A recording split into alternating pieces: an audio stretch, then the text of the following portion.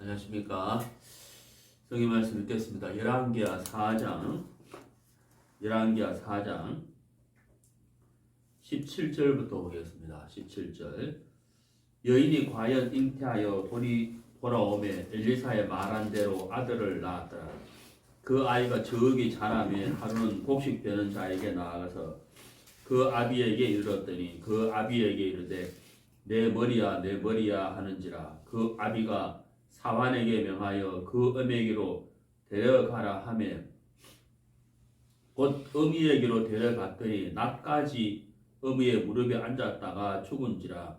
그 어미가 올라가서 아들을 하나님의 사람의 심상 위에 두고 문을 닫고 나와서 그 남편을 불러 이르되 청컨대 한 사환과 한 나귀를 내게로 보내소서. 내가 하나님의 사람에게 달려갔다가 돌아오리이다. 그 남편이 가르쳐 초하루도 아니요 안식일도 아니오늘 그대가 오늘날 어찌하여 저에게 나아가고자 하느뇨. 여인이 가로되 평안이니이다. 이에 나귀의 안장을 지우고 자기 사환에게 이르되 모라 앞으로 나아가라. 내게 말하지 아니하거든 나의 달려가기를 천천하게 하지 말라 하고 드디어 갈멜산으로 가서 하나님의 사람에게로 나아가니라. 하나님의 사람이 멀리서 저를 보고 자기 사원 게하시에게 이르되 저기 수넴 여인이 있도다. 너는 달려가서 저를 맞아 이르기를 너는 평안하냐 내 남편이 평안하냐 아이가 평안하냐 하라 하였더니 여인이 대답하되 평안하다 하고 산에 이르러 하나님의 사람에게 나아가서 그 발을 아는지라. 게하시가 가까이 와서 저를 물리치고자 하매 하나님의 사람이 가로되 가만두라. 그 중심에 괴로움이 있다마는 여호와께서 내게 숨기시고 이르지 아니하셨도다. 여인이 가로되 내가 내 주께 아들을 구하더이까 나를 속이지 말라고 내가 말하지 아니하더이까.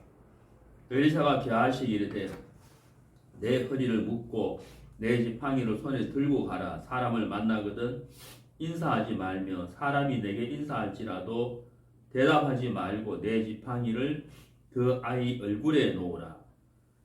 아이의 어미가 가로되 여호와의 사심과 당신의 혼의 사심을 가리켜 맹세하노니 내가 당신을 떠나지 아니하리이다. 엘리사가 이에 일어나 여인을 쫓아가니라.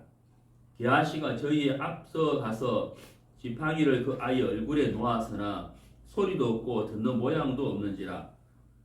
돌아가서 엘리사를 맞아 가로되 아이가 깨지 아니하였나이다.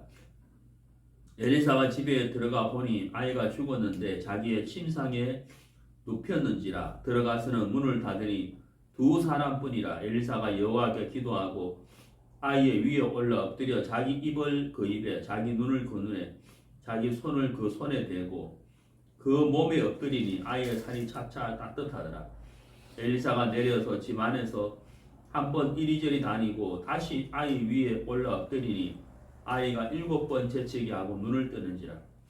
엘리사가 게하시를 불러서 저 수넴 여인을 불러오라 하니 곧 부름에 여인이 들어가니 엘리사가 가로되 내 아들을 취하라. 여인이 들어가서 엘리사의 발 앞에서 땅에 엎드려 절하고 아들을 안고 나가니라. 37절 말씀까지 읽었습니다. 네. 이제 봄이 되었습니다. 봄이 돼가지고 이제 목련도 피고 개나리도 피고 벚꽃도 이제 피려고 이렇게 하는데 어제 인천 대공원에 갔더니만은 아직 꽃이 핀 건 아닌데 꽃 피려고 하는 것 같아요. 그래서 이번 주 주말쯤 되면은 이 벚꽃이 확 피지 않겠나 싶습니다. 참 겨울 내내 얼었던 땅이 이제 녹고 그 땅을 뚫고 새싹이 이렇게 피고 또 쑥이 올라오고 또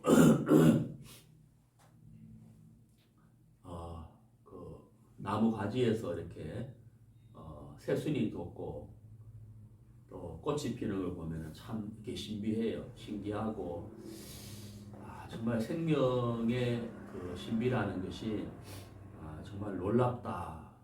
생각할수록 정말 신기하고 놀랍다는 마음이 듭니다. 근데 우리가 이제 그런 생명의 신비가 정말 놀라운데 그 생명이라는 것은 하나님으로부터 오는 것이죠. 생명의 원천은 하나님에게 있는데 정말 놀라운 것은 가지에서 꽃이 피는 것도 참 놀랍지만은 그 하나님의 말씀 안에 생명이 있다 하는 것이 정말 더 놀라운 것 같아요. 하나님의 말씀 안에 생명이 있다고 하는 것이 참 놀랍습니다. 우리가 시편 36편 9절에 보면은 대저 생명의 원천이 주께 이사오니 하는 말씀이 있죠. 그 생명의 원천이 하나님에게 있다고 하는 것이 정말 너무 놀랍고 또한 요한복음 1장에 보면은 그 안에 생명이 있었으니 하는 구절이 있잖아요. 그러니까 그 말씀 안에 그 예수님 안에 그 생명이 있었다 하는 것이 정말 너무 놀라운 겁니다. 그 레위기 23장 3절과 민수기 28장 11절에 보면은 이 초하루와 안식일 일에 하나님께 나아가서 그 예배를 드리는 그 규례가 있어요. 그래서 초하루도 아니고 안식일도 아닌데 어째서 엘리사에게 나아가고자 하느냐 이렇게 남편이 이제 이야기를 하지요. 그런데 이제 이 여자는 그 초하루든 안식일에 그와 상관없이 이 여자가 이제 엘리사에게 나아가야 하는 그 이유가 있죠. 그게 바로 뭐냐면 자기 아들이 이제 죽었기 때문이죠. 그래서 이제 이 엘리사에게 이제 나아가게 되는데 그 27절에 보면은 산에 이르러 하나님의 사람에게 나아가서 그 발을 아는지라. 여기 이제 제가 오늘 이제 말씀을 드리고 싶은 부분이 바로 이 27절인데요. 그 발을 아는지라 이렇게 되어 있죠. 자, 오늘 이제 우리가 27절을 중심으로 생명을 얻는 길에 대해서 같이 말씀을 나누려고 합니다. 오늘 그 설교 주제가 생명을 얻는 길인데요. 그 발을 아는지라. 자, 여러분, 우리가 여기 이제 이 27절에서 이 수넴 여인이 엘리사의 발을 이렇게 안았다. 여기서 이제 수넴 여인의 마음을 우리가 느껴볼 수가 있어요. 자, 여러분, 그 발을 안으려면은 먼저는 수넴 여인이 엘리사의 발을 안기 위해서는 수넴 여인의 자세가 어때요? 낮아져야 되잖아요. 발은 인체의 맨 밑에 있기 때문에 수넴 여인의 그 자세가 낮아져야 된다는 거죠. 여기서 우리가 뭘 알 수가 있냐면 수넴 여인의 마음이 굉장히 간절하다는 거죠. 굉장히 간절하다는 거예요. 왜냐하면 자기 아이가 지금 죽었잖아요. 자기 아이가 죽었기 때문에 이 아이를 살려야 되는데 그 마음이 굉장히 이제 간절하다는 거예요. 그래서 발을 안았다. 수넴 여인의 자세가 낮아졌다는 얘기잖아요. 그러니까 발을 안았다는 건 또 한 가지 생각해 볼 것이 뭐냐면 엘리사의 발을 안았기 때문에 엘리사는 걸어갈 수가 없죠. 자기 길을 갈 수가 없다는 거예요. 그러니까 이 말은 무슨 말이냐면 지금 이 문제를 해결해야만 된다는 거예요. 그러니까 내 아이를 살려주십시오. 이 문제를 해결해 주십시오. 그러지 않고서는 다른 곳으로 갈 수가 없습니다. 하고 하는 정말 그 간절하고 그 절박한 이 마음을 수넴 여인에게서 느껴볼 수가 있는 거예요. 자, 우리가 이제 우리 인생에게 있어서 가장 중요한 것이 무엇이냐라고 물은다면 사실 생명보다 귀한 것이 없죠. 생명이 가장 귀한 거예요. 그리고 이 여자가 엘리사의 발을 알았을 때는 자기 아이의 그 생명이 하나님에게 달려 있잖아요. 시편 36편 9절에 생명의 원천은 주께 있다. 하나님에게 있는데 그 하나님에게 있는데 이 여자가 하나님에게 나아가야 되지만 하나님과 이 여자 사이에 엘리사가 있잖아요. 그리고 엘리사를 통해서 이 아이를 얻었기 때문에 이 여자는 엘리사에게 나아갔다는 겁니다. 그 엘리사의 발을 알았다. 굉장히 간절하고 갈급하고 절박한 이 여자의 마음을 우리가 생각해 볼 수가 있는 겁니다. 자, 여기 이제 성경에 보면요, 갈멜산으로 갔다고 되어 있죠. 25절에 보면요, 갈멜산으로 갔고 이 여자가 있는 지역은 어디냐면 수넴이에요. 수넴에서 갈멜까지 거리가 약 40km거든요. 40km. 요즘 40km는 차가 있으면 뭐 금방 가죠. 그렇지만 이 당시에 이 40km를 나귀를 타고 갔잖아요. 이게 쉬운 거리가 아니라는 거예요. 그렇지만은 급하게 갔다는 겁니다. 거기 보면은 24절에 나귀의 안장을 씌우고 자기 사환에 이르되 뭐라 앞으로 나아가라. 내가 말하지 아니하거든 나의 갈 길을 천천하게 하지 말라. 천천히 가서 안 된다. 급하게 몰아서 가야 된다는 얘기죠. 그러니까 이 여자의 마음이 굉장히 급하고 절박하고 간절하다는 것을 우리가 알 수가 있는 거예요. 자, 우리가 이제 생명을 얻는 일 앞에서 이 수넴 여인이 가졌던 이 마음을 우리가 생각해 보면 정말 생명을 얻는 일 앞에서 여유를 부린다든지 태만하다든지 나태하다든지 게을러야 되는 것이 아니라 정말 생명을 얻는 일 앞에서는 이 수넴 여인처럼 마음이 간절하고 급박할 수밖에 없는 것이 사실이죠. 바로 이 마음이 생명을 얻는 길이다는 것을 우리가 알 수가 있습니다. 우리가 신약성경 마가복음을 보겠습니다. 마가복음 7장. 마가복음 7장.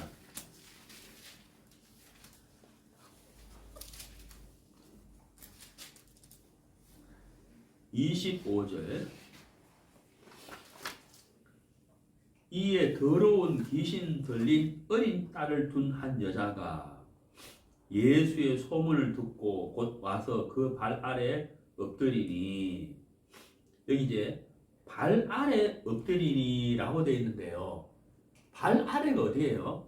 발이 가장 낮은 곳인데, 사람의 신체 중에서 가장 낮은 곳이 발인데 그 발 아래면은 사실 뭐예요? 그냥 땅이죠. 땅바닥이죠. 그러니까 땅바닥에 엎드렸다라고 되어 있는 거예요. 자, 여러분, 이 더러운 귀신 들린 어린 딸을 둔 이 어머니가 예수님에게 찾아왔잖아요. 예수님에게 찾아와서 자기 딸의 귀신에게 벗어나기를 예수님에게 긍휼을 구하는 거잖아요. 긍휼을 구하는데 발 아래 엎드렸다. 그러니까 이 여자의 마음이 굉장히 간절하다는 것을 알 수가 있잖아요. 발 아래 엎드렸다. 사람의 신체 중에 가장 낮은 곳이 발인데 그 발 아래 엎드렸다. 땅에 바싹 엎드렸다는 얘기잖아요. 제가 이제 강아지를 한 마리 이제 키우고 있는데 우리 식구들이 이제 집에서 나가려고 할 때 옷을 이렇게 딱 입으면 얘가 눈치를 채요.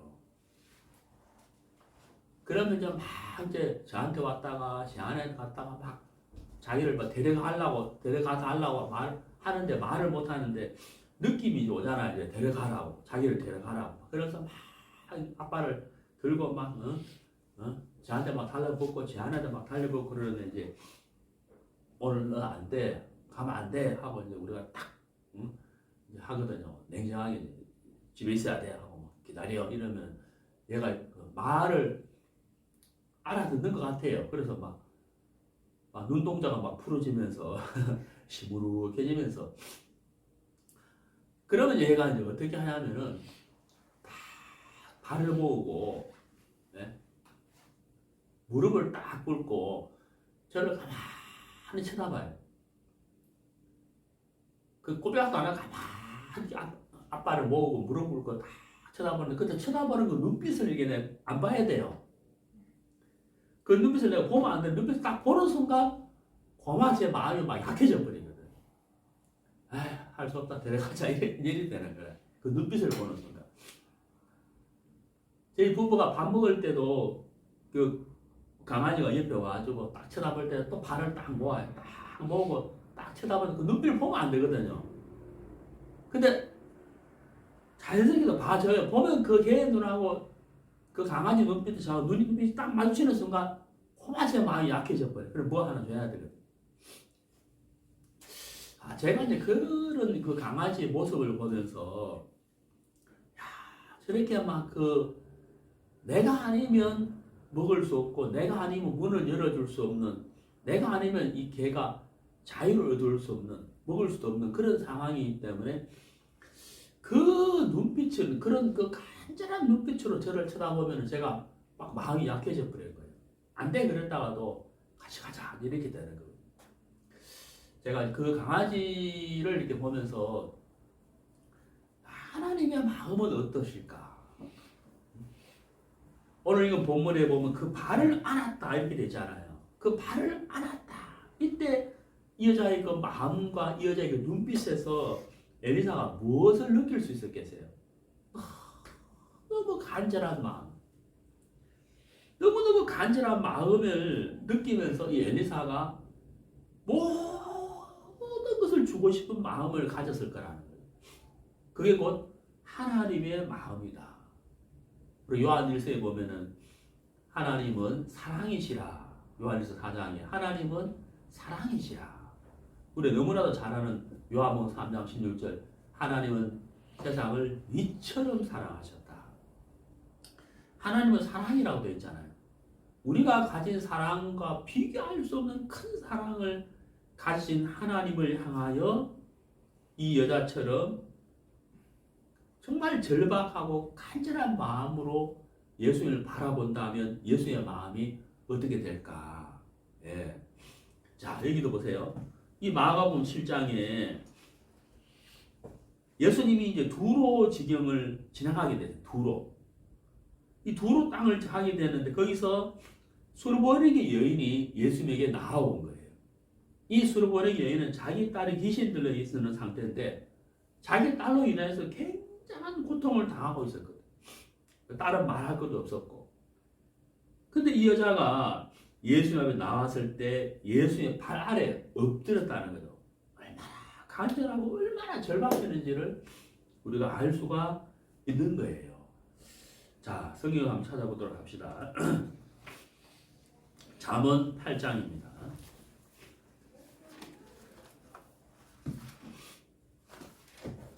잠언 8장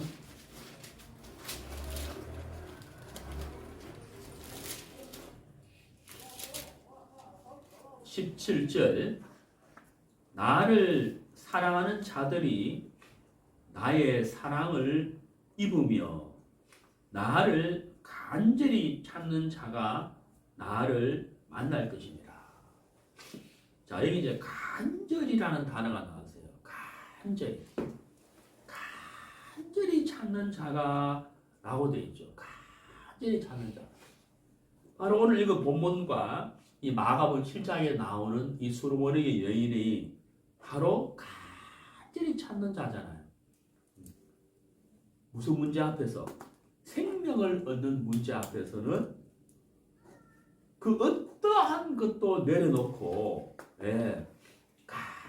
간절히 발 아래 엎드리고 발을 안아버렸다는 거죠.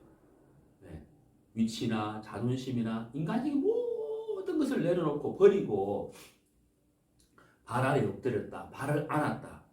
정말 갈급하고 간절한 그 상태를 우리가 느낄 수가 있는 거예요. 제가 전에도 한번 말씀을 드린 적이 있는데 한 번은 학예 수양회를 갔는데 연세 많으신 어떤 어르신이 제가 볼 때인데 저하고 좀 떨어진 제가 어떤 분하고 상담을 하고 있는데 좀 저 멀리 좀 떨어진 상태에서 어떤 어르신이 할머니인데 자기 친구를 데려온 것 같아요.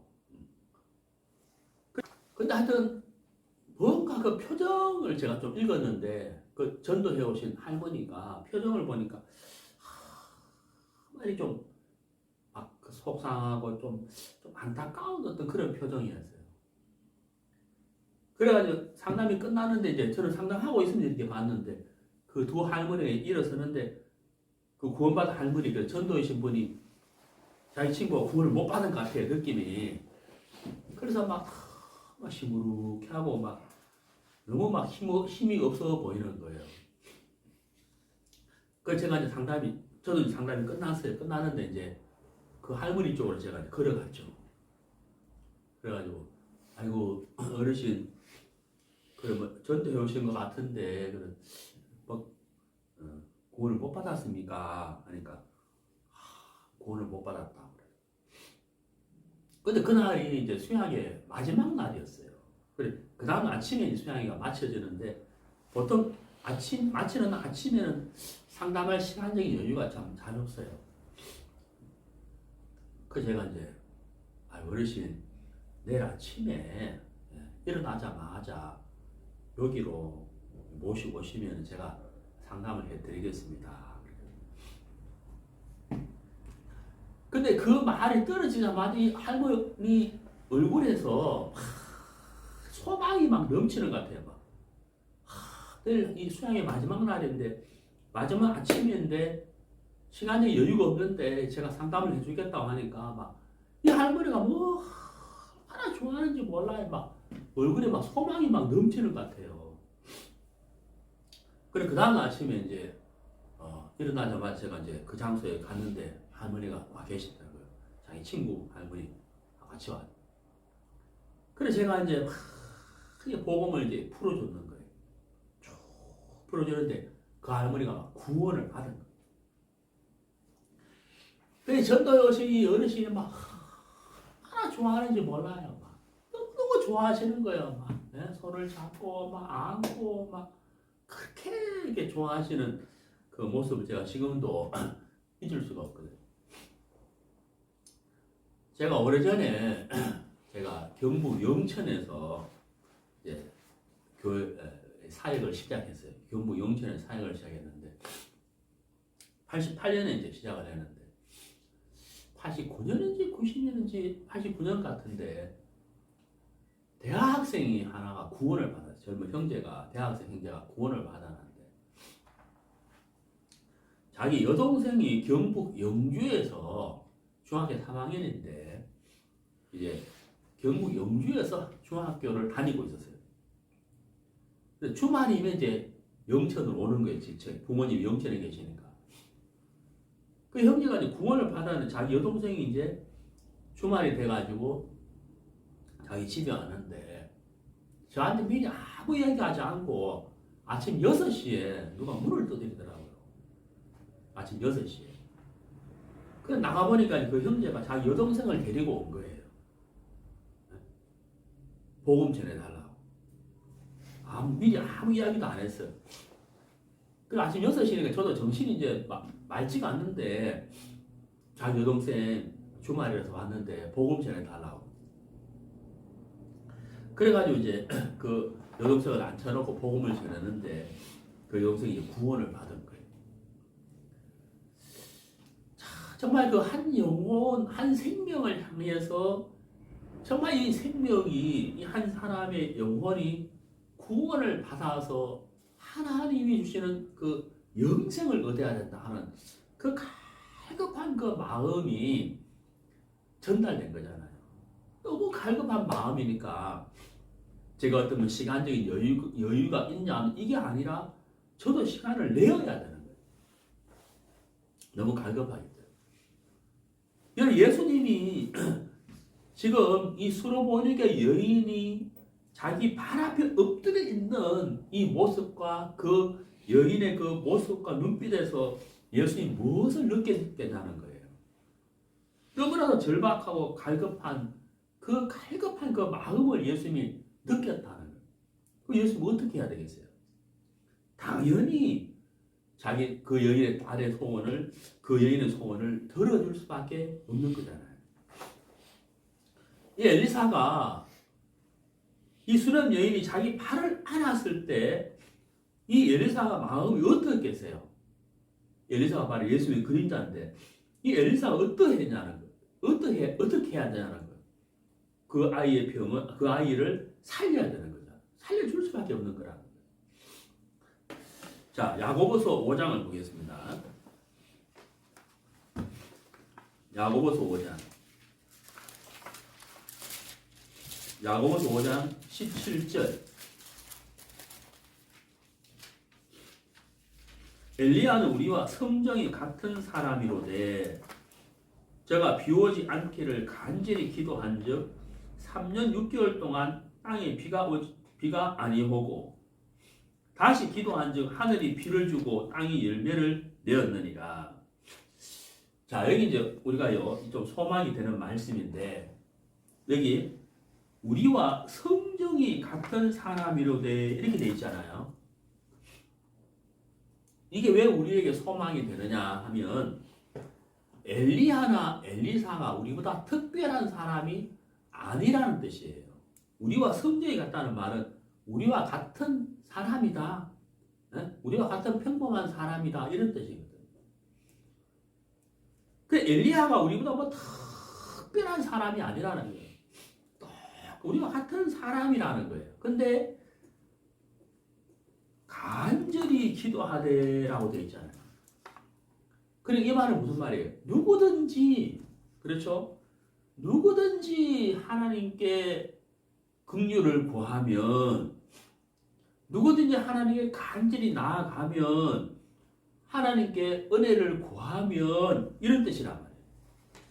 하나님이 응답해 주신다. 하나님이 들어주신다. 이런 말인 거죠. 참 소망이 되잖아요. 우리와 성령이 같은 사람이로들. 특별한 사람들이 아니다 이 말이에요. 네. 그러니까 우리도 수냄 여인처럼 또 마가복음 7장 읽었던 그 수르모니게 여인처럼 어떤 문제 앞에 또 생명을 구하는 일 앞에 간절한 마음으로 긍휼을 구하는 마음으로 나아간다면 하나님이 우리의 그 간절함을 들어주신다 이런 말씀이잖아요. 그러니까 이 야고보서 5장 17절 말씀이 우리에게 굉장한 소망이 되는 거예요. 특별한 사람이 아니라 특별한 뭐가 있어야 되는 게 아니다는 거죠. 간절한 마음, 은혜를 구하는 마음으로 나아가면 하나님이 들어주신다 이런 말씀이잖아요. 자, 시편 42편 시편 42편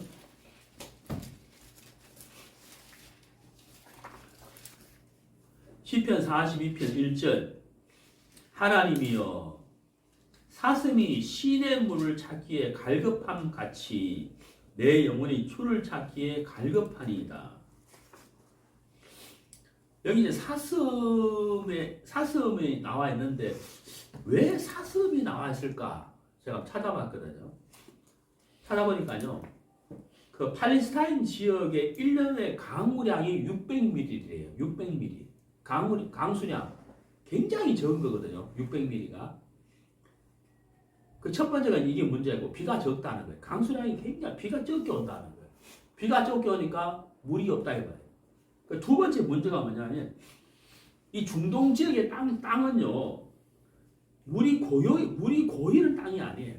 굉장히 척박한 땅이에요. 비가 와도 이 물을 저장할 수 있는 그런 땅이 아니라는 거예요. 금방 말라져 버리는 거예요. 그러니까 강수량이 적은 데다가 땅이 또 그런 땅이에요.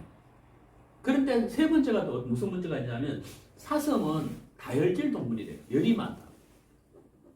열이 많으니까 물이 필요하죠. 물을 자주 먹어야 돼. 그러니까 자 강수량이 적고 땅 자체가 물을 저장할 수 있는 땅 모양이 아니에요. 세 번째 열이 많다. 그러니까 사슴은 당연히 자연스럽게 시냇물을 찾기에 어떻게 하겠어요? 갈급하다는 거예요. 네. 갈급하다. 그게 사슴이다. 다윗이 아니고 이 고라 자손의 마스길 고라 자손의 신데 여기 보면은 하나님이여 사슴이 시내 물을 찾기에 갈급함 같이 내 영혼이 주를 찾기에 갈급하니이다. 사슴이 시내 물을 찾는 것처럼 굉장히 갈급한 마음을 이렇게 표현을 해놓은 겁니다. 사실 우리가 지금 우리가 사는 이 시대는 물질 만능주의예요. 모든 사람이 생각의 사고가 이 돈을 생각하는 마음이 굉장히 커요. 삶의 기준이나 가치관이 돈으로 다 바뀌어 있는 거예요. 근데 여러분, 정말 우리 마음에 일어나는 문제나 영혼에 관한 문제들은 정말 하나님이 아니면 해결되지 않는 것들이 사실 굉장히 많아요. 그 전부라고 하죠. 특히 생명을 얻는 문제는 오직 하나님만이 할 수가 있는 거다. 제가 설교 뒤에 말씀드렸지만 생명의 원천은 하나님에게 있다. 시편 36편 9절에 그렇게 되어 있잖아요. 생명을 얻는 일 앞에서 교만하고 나태하고 게으르다 하는 것은 그것은 곧 죄와 같은 거예요. 자, 성경을 찾아봅시다. 사도행전 24장.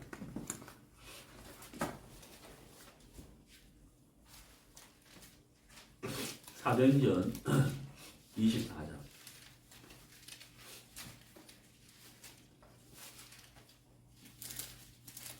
사도행전 24장 25절. 바울이 의와 절제와 장차 오는 심판을 강론하니 벨리스가 두려워하여 대답하되 시방은 가라 내가 틈이 있으면 너를 부르리라 하고. 자, 여기 벨리스가 총독인데 바울을 통하여 바울이 전하는 말씀을 들었어요. 의와 절제와 그 다음에 심판에 관한 말씀을 들어요. 자, 의와 절제와 심판, 하나님의 심판, 장차 올 심판에 관한 말씀을 들었으니까 벨리스 마음에 어떤 마음이 생기겠어요? 두려운 마음이 생기잖아요. 내가 죄가 있는 사람인데 내가 이 죄로 인하여 하나님의 심판을 받겠구나. 어떡하지? 두려운 마음이 들었고. 그런데 여러분, 이 벨리스가 바울의 말씀을 다 듣고 난 다음에 하는 말이 뭐냐면 뭐라고 되어 있어요? 시방은 가라 그랬어요. 내가 틈이 있으면 너를 부르라. 틈. 지금 심판에 관한 말씀을 들었기 때문에 벨리스가 두려웠단 말이에요. 그럼 벨리스가 지금 뭐라고 이야기해야 되겠어요? 모든 것을 그만두고 바울에게 뭘 물어야 되겠어요? 내가 어찌할꼬 이래야 되잖아요. 맞죠? 내가 어떻게 해야 되겠느냐? 내가 어찌할꼬? 이렇게 말을 하고 바울에게 의자를 갖다 주고 책상을 갖다 주고, 그렇죠? 그리고 내가 어떻게 해야 심판에서 면할 수 있느냐 하면서 말씀을 들려달라고 이렇게 이제 말씀을 청해야 되는데 틈이 있으면 내가 부르겠다 하고 이렇게 한다. 그리고 26절에 보세요. 동시에 바울에게도 돈을 받을까 바라는 거로. 네? 이게 제정신이 아니죠 지금. 돈을 생각한 돈. 네? 그 돈을 받을까, 돈을 받아서 바울을 풀어주려고 하는 거죠. 이 제정신이 아니라 말씀을 듣고 심판에 관한 말씀을 듣고 찔림도 오고 가책도 오고 두려움도 왔지만은 돈을 사랑하는 마음이 훨씬 더 컸기 때문에 이 벨리스가 복음을 들을 기회를 놓쳐버리는 거예요. 자기의 생명을 잃어버리는 거예요. 너무나도 어리석은 사람. 그래 그 가책이 왔을 그때 바로 어때요? 바울 앞에 어때요? 탁 무릎을 꿇고요. 바울의 발을 딱 알아버렸다면 이 벨리스 그날 어떻게 됐겠어요? 구원을 받았을 거야. 바울의 발을 딱 알아버렸으면은 벨리스가 어떻게 됐겠나? 그렇죠. 그때 틈이 있으면 부르겠다 하고 돈을 먼저 생각하는 거야. 그러니까 그 얄팍한 그 마음 때문에 벨리스가 자기 생명을 잃어버린 거예요. 그러니까 굉장한 죄를 지은 거죠. 그 죄는 용서도 안 돼요. 그 죄가 무슨 죄인지 알아요? 성령을 해방하는 죄. 성령을 해방하는 죄는 사하심을 얻을 수가 없다. 모든 죄는 사함받을 수 있지만 성령을 해방하는 죄는 사함받을 수 없다. 이게 바로 성령을 해방하는 죄다. 그러니까 이거보다 큰 죄가 없는 거예요. 네. 생명을 얻을 수 있는 길을 막아버렸다. 자, 창세기를 봅시다. 창세기 7장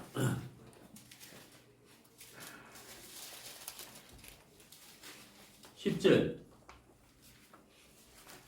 창세기 7장 10절. 7일 후에 홍수가 땅에 덮이니, 자, 여기 7일. 그 다음에 4절.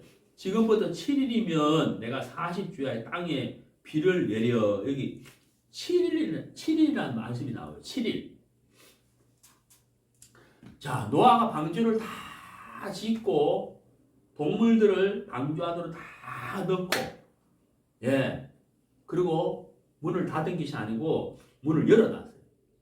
문을 열어놓은 상태에서 7일 뒤에 하나님이 홍수를 내린다고 말씀하셨습니다. 방주문이 닫힌 게 아니에요.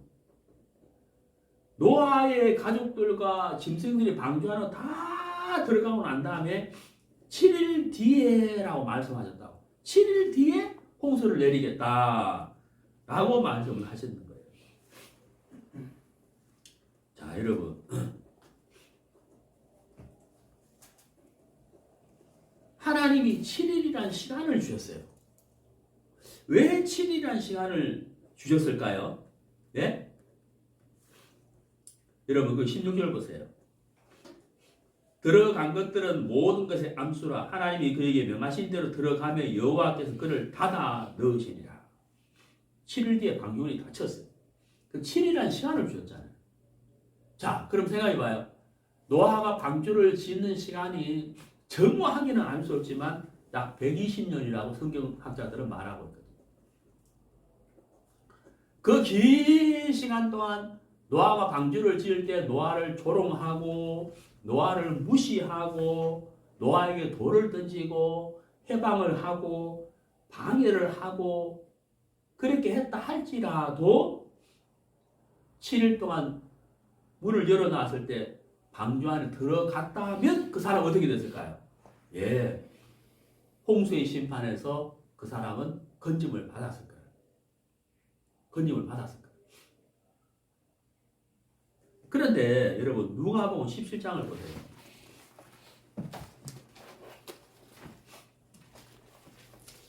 누가복음 17장 27절. 노아가 방주에 들어가던 날까지 사람들이 먹고 마시고 장가들고 시집가더니 홍수가 나서 저희를 다 멸하였으며.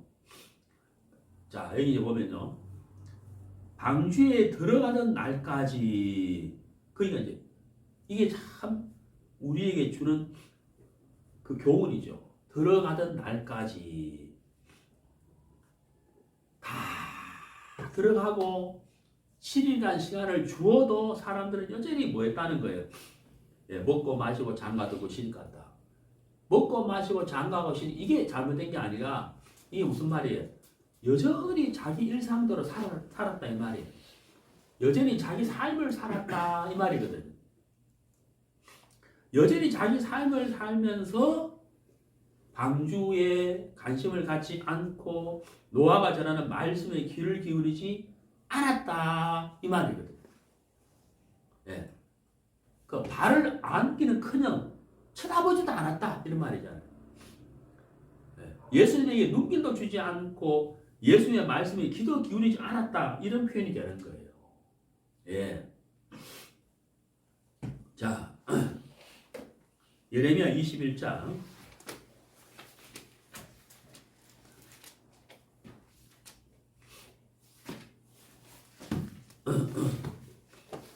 예레미야 21장 8절 여호와께서 가라사대 너는 또 이 백성에게 여호와께서 이같이 말씀하신다 하라. 보라 내가 너희 앞에 생명의 길과 사망의 길을 두었노니. 생명의 길이 있고 사망의 길이 있다 하셨죠. 생명의 원천은 하나님에게 있다. 생명의 길을 걷는다. 생명의 길로 걸어간다고 하는 것은 생명의 원천이 하나님에게 있기 때문에 하나님의 말씀에 귀를 기울이고, 수렘 여인이 엘리사의 발을 안고 수로버리 여인이 예수의 발 아래 엎드리는 것, 그것이 바로 뭐예요? 생명을 얻는 길이다 하는 거예요. 이 시대를 살아가는 우리에게 생명을 얻는 길은 바로 뭘까요? 말씀 앞에 엎드리는 것이고, 말씀에 귀를 기울이는 것이고, 말씀을 사모하는 것이고, 말씀을 믿음으로 받아들이는 것이다. 바로 그것이죠.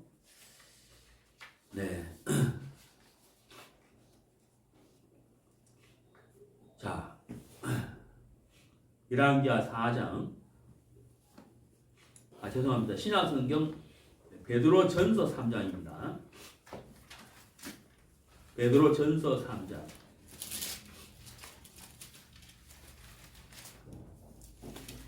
베드로전서 3장 15절. 너희 마음에 그리스도를 주로 삼아 거룩하게 하고 너희 속에 있는 소망에 관한 이유를 묻는 자에게는 대답할 것을 항상 예비하되 온유와 두려움으로 하고. 자, 여기 이제 소망에 관한 이유를 묻는 자에게는 이렇게 되어 있죠. 대답할 것을 항상 예비하되. 수렘 여인이 나귀를 타고 가는데 막 급하게 몰고 가자고 상한에게 이야기하잖아요. 천천히 가면 안 된다. 급히 가자. 남편이 초하루도 아니고 안식일도 아닌데 왜 선자를 찾아가느냐.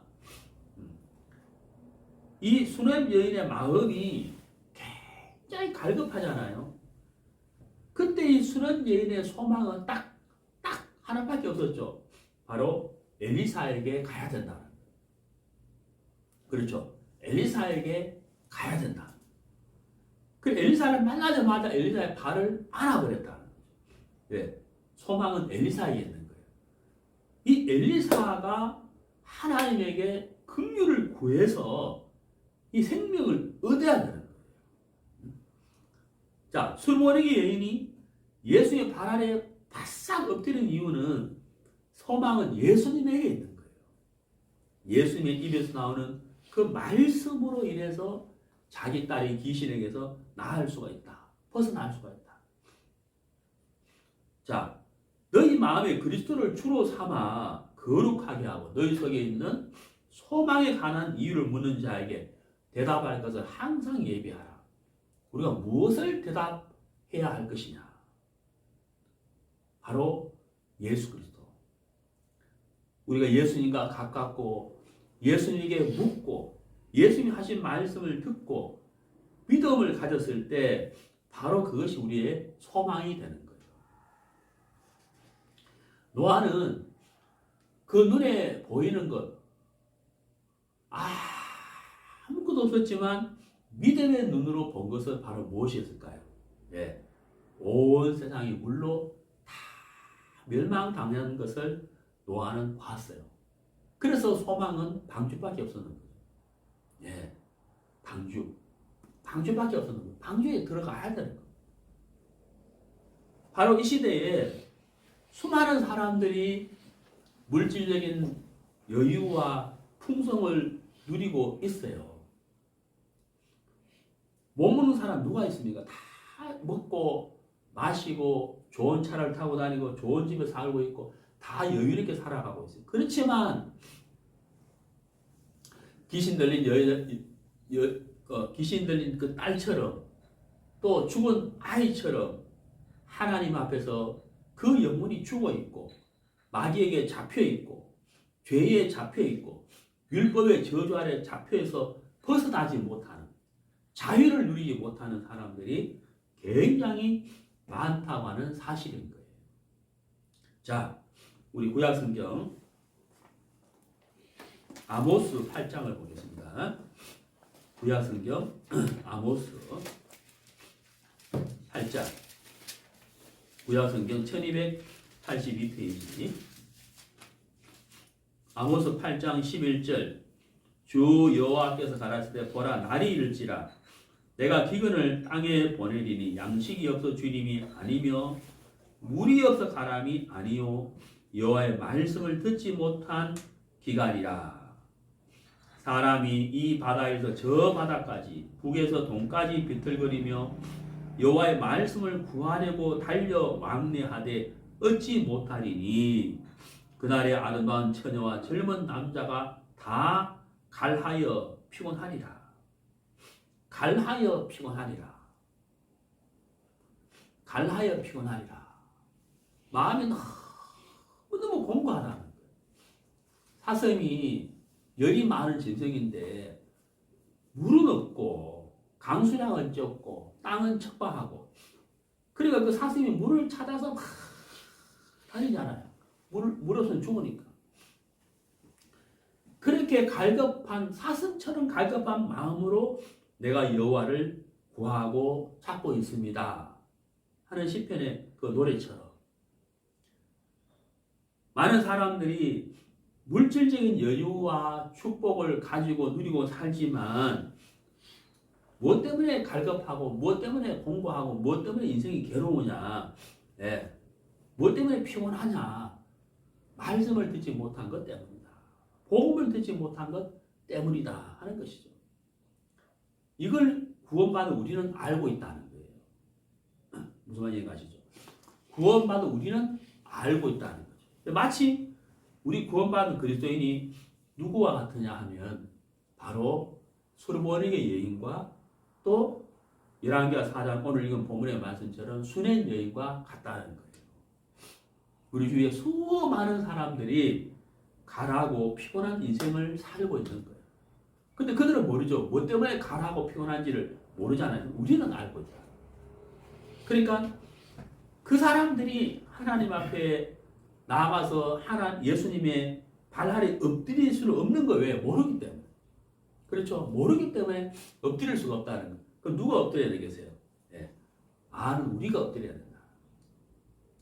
그래서 그 어머니가 엎드리고 수땉 여인이 엎드린 것처럼 우리가 엎드려야 된다 하는 거예요. 우리가 구해야 된다. 우리가 대신 구해야 된다 하는 거예요. 말씀 읽겠습니다. 잠언 24장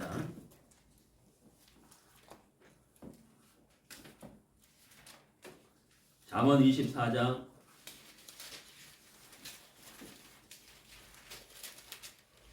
11절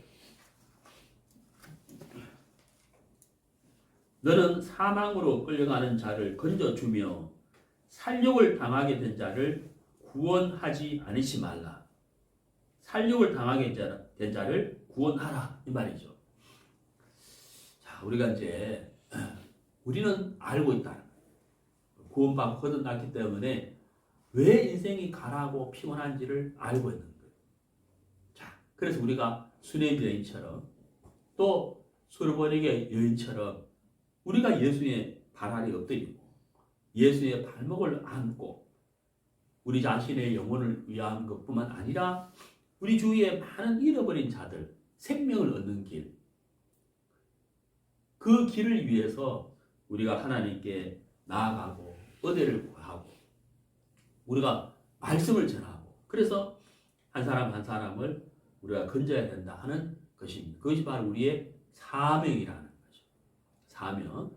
자, 우리 모두가 예수의 발 아래 엎드리고 예수의 발을 붙들고 그래서 우리가 먼저 축복을 받고 우리 주위에 잃어버린 자들을 건지는 우리 모두가 되기를 바랍니다.